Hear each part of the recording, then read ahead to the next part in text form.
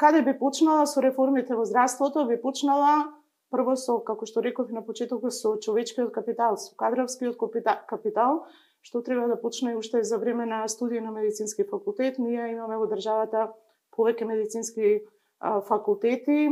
Мислам дека многу треба да се внимава околу акредитација на било кои факултети, универзитети, особено на од областа на медицината. Сепак квалитетот да преовладае. Апсолутно. Имаме, како што реков, одличен наставен кадар, меѓутоа не знам колку е максимално искористен во едукација на младите доктори. Деновиве е актуелно, а тоа се провлекува со години, статусот на приватните специјализанти. Тука би го додала и статусот на младите лекари кои што се на задолжителен стаж од 6 месеци.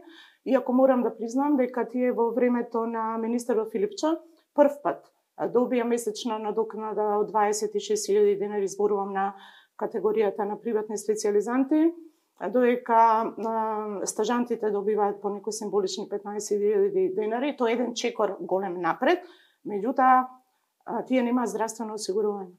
Не може еден доктор кој што е на приватна специјализација, кој што самиот се финансира, да биде здравствено неосигуран, а ги има сите работни обврски по клиниките и другите здравствени установи, специјалните болници и слично.